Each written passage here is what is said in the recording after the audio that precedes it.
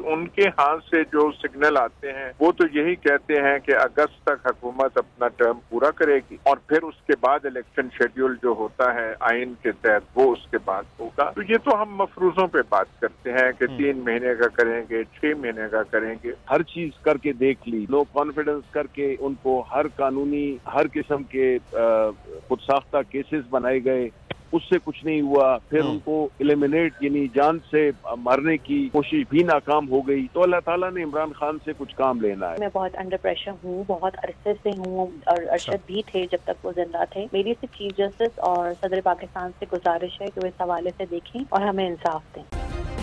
Subscribe کریں اور بیل دبائیں تاکہ کوئی خبر رہ نہ جائے.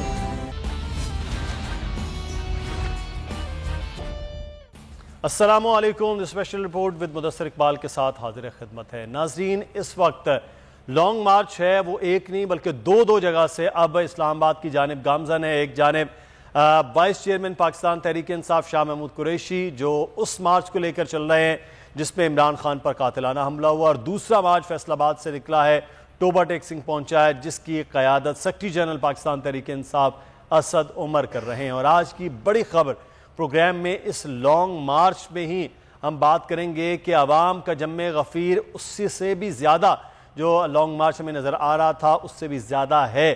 اور اب یہ مارچز کس طرح سے ان کا استقبال ہو رہا ہے، کیا اگلا لایا عمل ہے. عمران خان اپنے گھر میں ہیں کیونکہ وہ زخمی حالت میں ہیں، وہ خطاب بھی کریں گے کچھ دیر بعد، وہ خطاب بھی آپ سنیں گے. اس وقت ہمارے ساتھ موجود ہیں ہمارے نمائندے جو گجرات میں جی ٹی ایس چوک پر ہیں، ان سے وہاں کی تازہ ترین صورتحال جان لیتے ہیں. سب سے پہلے معین آگاہ کیجئے گا، کیا تفصیلات ہیں، کیا صورتحال ہے آج مارچ کی؟ جی بالکل مدثر، نماز جمعہ کے بعد امید ظاہر کی جا رہی تھی کہ تحریک انصاف کے جو ورکرز ہیں وہ جی ٹی ایس چوک پر پہنچیں گے، اور اب ہم دیکھ رہے ہیں کہ جیسے جیسے عمران خان کے خطاب کا وقت قریب آ رہا ہے، یہ جو ورکرز ہیں خاص طور پہ جو ضلع گجرات کے ٹکٹ ہولڈرز ہیں ان کی قیادت میں یہ ورکرز ٹولیوں کی صورت میں، قافلوں کی صورت میں جی ٹی ایس چوک پر پہنچنا شروع ہو چکے ہیں. یہاں پر جو انتظامات ہیں عمران خان کے خطاب سے قبل وہ بھی ان کو حتمی شکل دی جا چکی ہے. اور اگر آپ کو کیمرہ مین نوید یہاں کے مناظر دکھائیں تو تحریک انصاف کے جو ورکرز ہیں وہ جھنڈے لے کر پارٹی ترانوں پر اس وقت جھوم رہے ہیں. اس وقت قافلوں کی صورت میں جو ہے وہ تحریک انصاف کے جو ورکرز ہیں وہ اس وقت پنڈال میں آنے کی کوشش کر رہے ہیں. آپ دیکھ بھی سکتے ہیں کہ پارٹی جھنڈے، پاکستان کا جھنڈا لیے یہ ورکرز ٹولیوں کی صورت میں، قافلوں کی صورت میں اپنے قائدین کے ہمراہ اس مقام پر آ رہے ہیں. یہ تحریک انصاف کا مین مرکز ہے ضلع گجرات میں جہاں پر عمران خان نے خطاب کرنا ہے.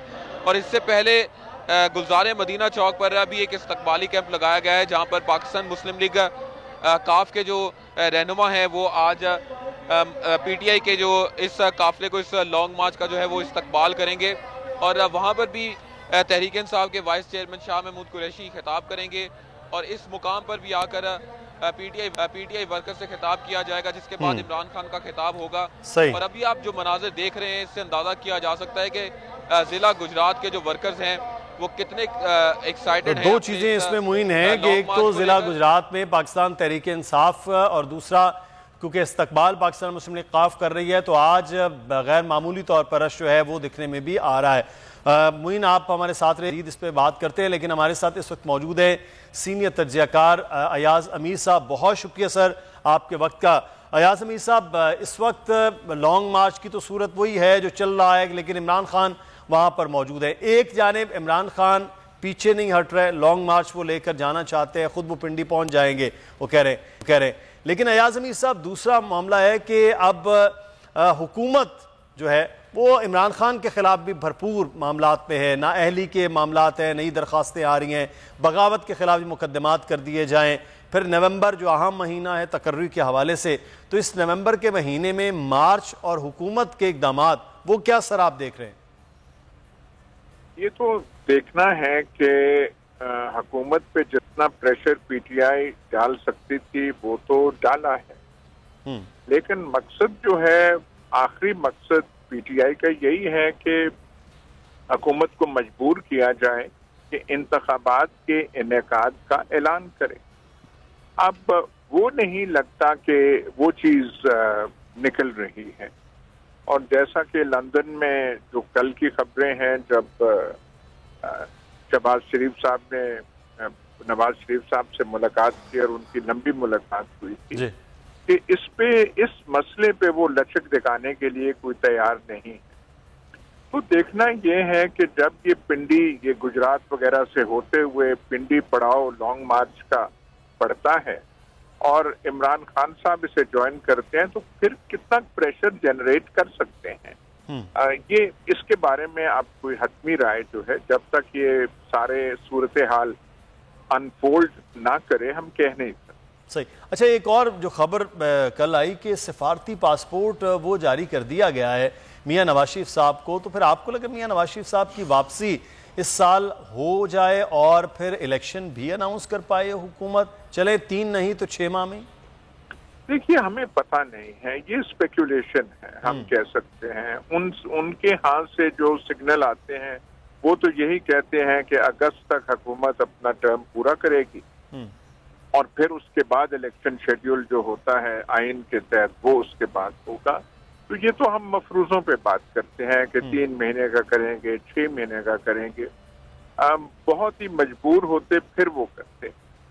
पर वो जो मोमेंटम बहुत हुआ है, हुकूमत के लिए मुश्किलात पैदा हुई हैं, पाकिस्तान की सूरत हाल माशी से लेकर सियासी तक अच्छी नहीं है। पर वो जो एक होता है कि इतना प्रेशर आप बर्दाश्त ना कर सकें कि आपको बात माननी पड़े, मेरा ख्याल हम उस नुक्ते तक अब तक नहीं पहुंचे। सही। तो वो नुक्ता आप समझते हैं कि पिंडी जाकर जब इमरान खान वहां पहुंचे और फिर वो मोमेंटम और वो नुक्ता वहां तक आ सकेगा अयाज अमीर साहब? वो हमें देखना है कि कितना वो कर सकते हैं, क्योंकि ये हमने देखा है कि जो 3-4 महीने का 3-4 दिन का जो पिंडी वगैरह में एहतजाज हुआ, उससे लोग भी परेशान थे कि सड़कें ब्लॉक हो रही हैं और रोजमर्रा की जो आम जिंदगी है उसमें खलल पैदा हो रही है। तो ये हम देखने की बातें हैं कि कितना हो सकता है, और तमाम चीजें इस पे भी नजरें मरकूज हो गई हैं। जो नवंबर में तब्दीली होनी है, जो अलविदाई दौरे मुख्तलिफ छावनियों में शुरू कर दिए गए हैं, अभी तक नाम नहीं आया कौन होगा, लेकिन वो एक नई सूरत हाल उस तरफ पैदा हो रही। सही।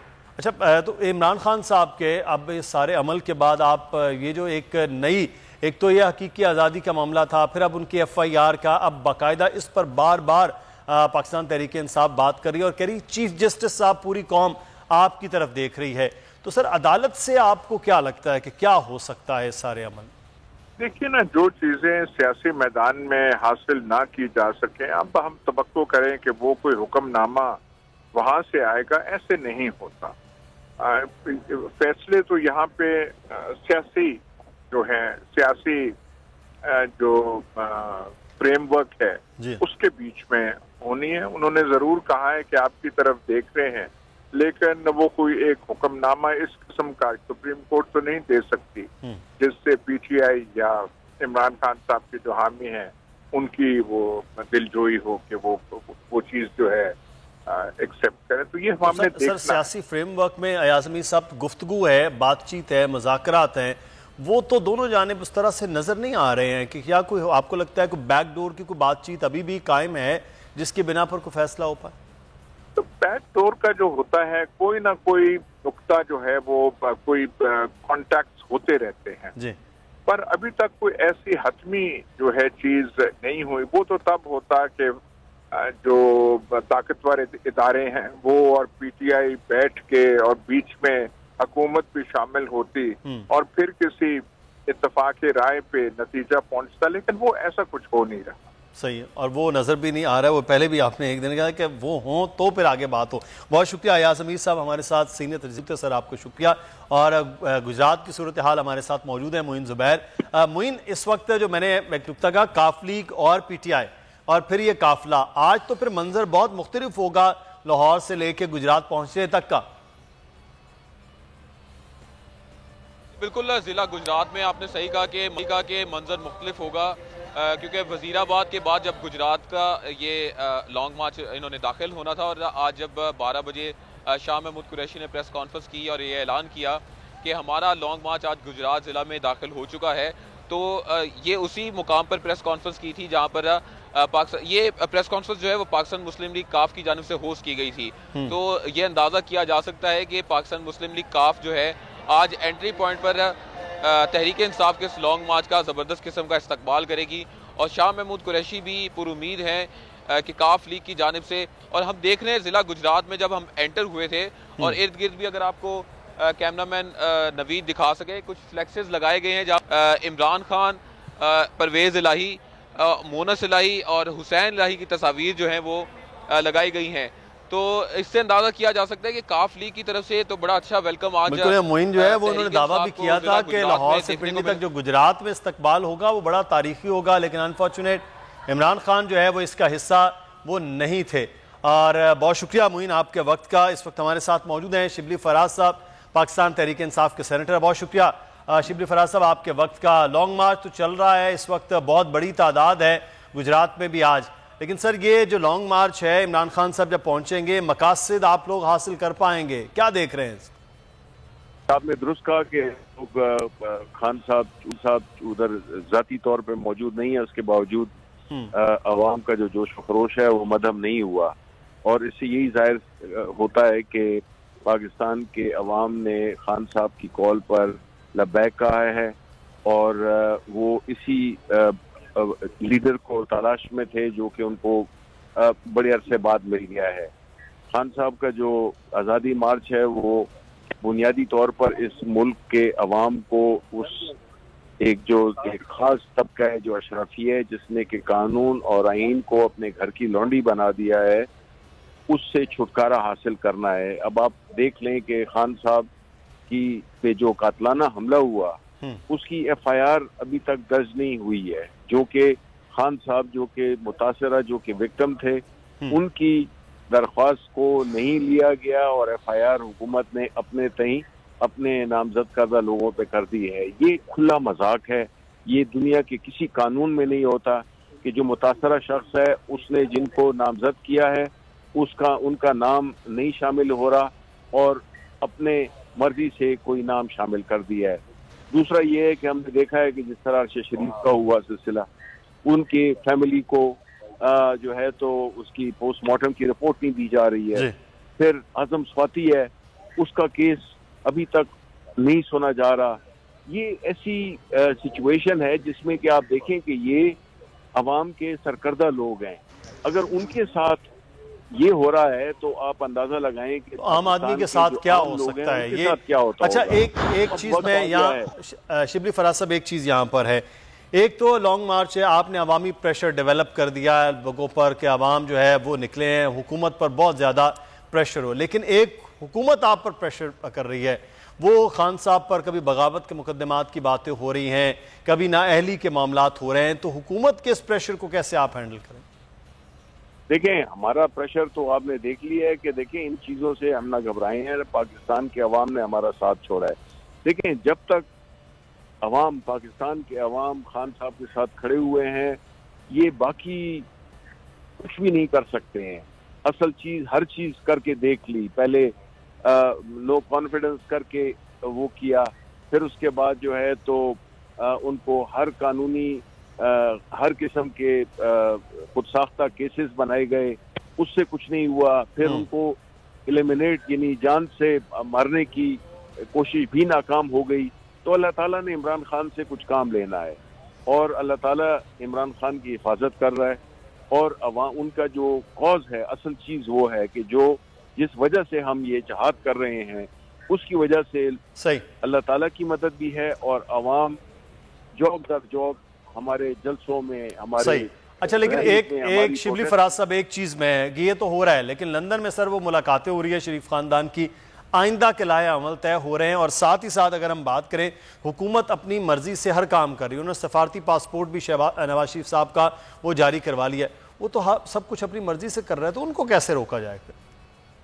یہ دیکھیں یہ تو اس سے بھونڈا طریقے سے جس طرح سے یہ حکومت کر رہی ہے معاملات کو، جس میں کہ انہوں نے اپنے آپ ہی کو فائدے پہنچائے ہیں، اپنے کیسز معاف کروا لیے پارلیمنٹ سے، اپنے لوگوں کو وہ کیسوں سے بری کر دیا، اپنے خاندانوں کو یہ باہر لے گئے ہیں.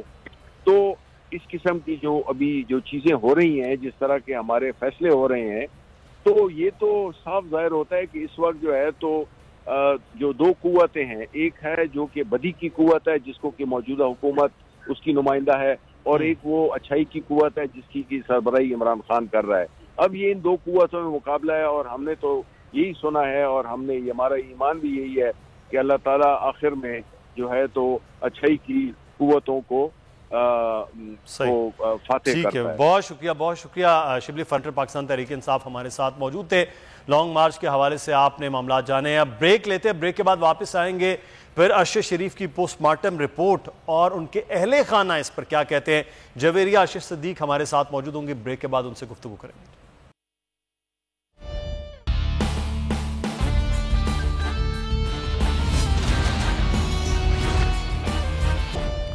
بریک کے بعد آپ کو خوش آمدید کہتے ہیں، اور پروگرام میں اب ہم بات کریں گے شہید ارشد شریف کے حوالے سے کہ ان کی پوسٹ مارٹم رپورٹ جو 2 دن پہلے سے آپ نے میڈیا پہ دیکھی ہے، اس مبینہ پوسٹ مارٹم رپورٹ کے حوالے سے ان کے اہل خانہ ابھی تک انتظار کر رہے ہیں، جو انہوں نے کورٹ تک درخواست دی ہے کہ انہیں پوسٹ مارٹم رپورٹ دی جائے. اور جو کاغذات اور پوسٹ مارٹم کی صورت میں چیزیں آئی تھی پاکستان کینیا سے، ان پر بھی سوال یا نشان اٹھے ہیں. اس وقت ان کی اہلیہ جویریہ صدیقی ہمارے ساتھ موجود ہیں. بہت شکریہ جویریہ آپ کے وقت کا.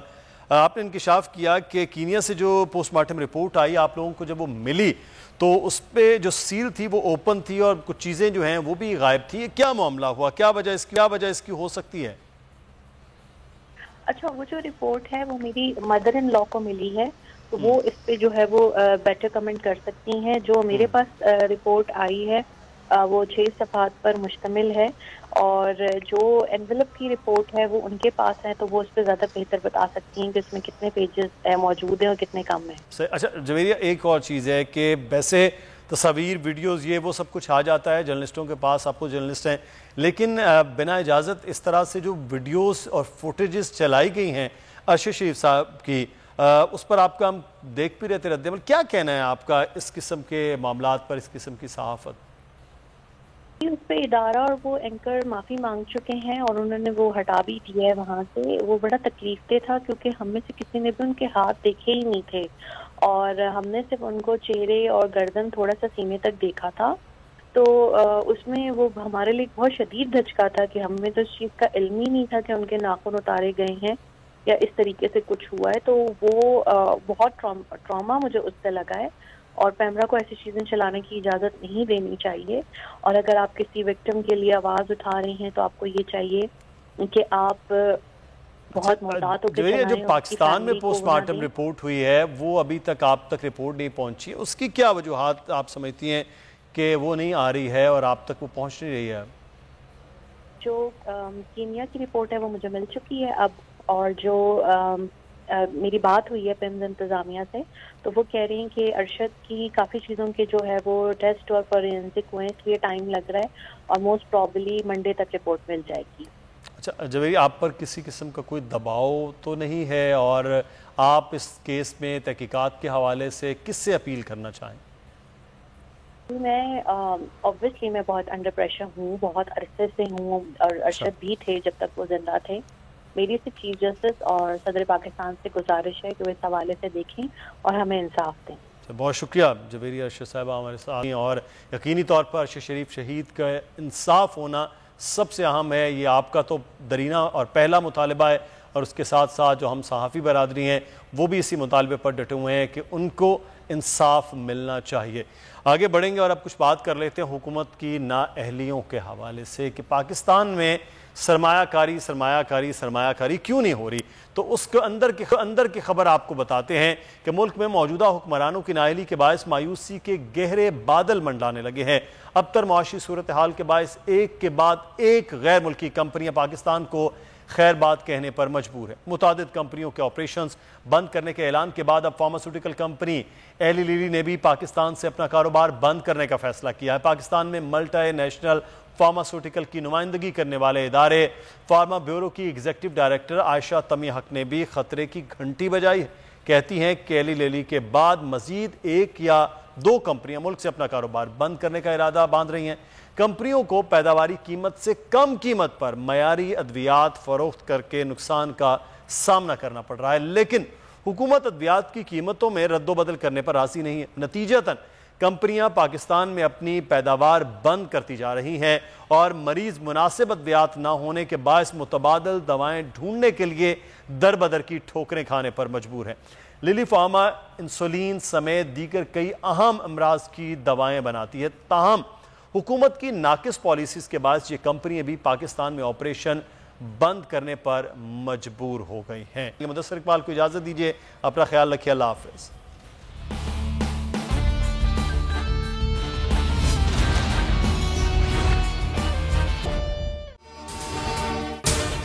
अगर आपको ये वीडियो पसंद आई है तो सब्सक्राइब कीजिए और बेल आइकॉन को प्रेस कीजिए।